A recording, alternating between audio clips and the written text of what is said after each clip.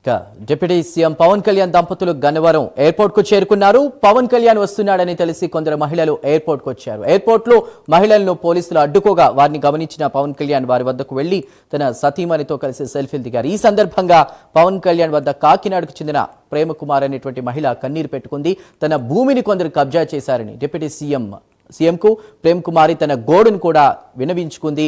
ప్రేమ్ కుమారి ఫిర్యాదును తీసుకున్న పవన్ అధికారులతో మాట్లాడి సమస్యను పరిష్కరించాలని కూడా ఆదేశించారు.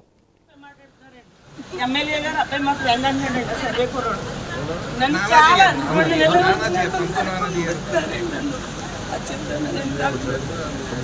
పెట్టామండి, అన్ని ఆఫీసులకి పెట్టామండి.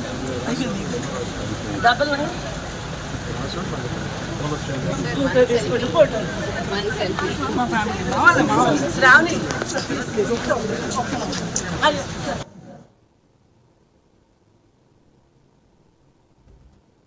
మేము వేలంకండి మాది.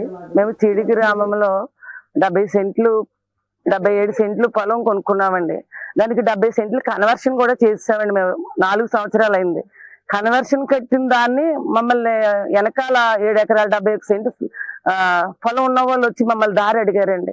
ఒక 1 ఇయర్ అడిగారు. నేను ఇవ్వలేదని చెప్పి మేము లేనప్పుడు ఊరు వెళ్ళినప్పుడు మా సైట్లోంచి రోడ్డు వేసేసుకుని గుడ ఆఫీస్ వాళ్ళు పర్మిషన్ ఇచ్చారండి. ఎలా ఇచ్చారో తెలియదండి. మరి మేము అడుగుతుంటే తీయించేయండి అని చెప్పి సచివాలయంలో రాసి ఇచ్చారండి. అక్కడికి వెళ్తే ఆమెమో మేమెంత తీస్తాం, గుడా వాళ్ళే తీస్తారు, వాళ్ళని అడగండి అని ఆమంటుంది. పోలీస్ స్టేషన్కి వెళ్తే మీరు కూర్చొని మాట్లాడుకోండి అన్నారు. వాళ్ళ కేసు తీసుకో, మా సమస్య కాదు ఇది, రెవెన్యూ వాళ్ళది అని చెప్పి రాసి సంతకం పెట్టేసి వాళ్ళు ఇచ్చేసారండి.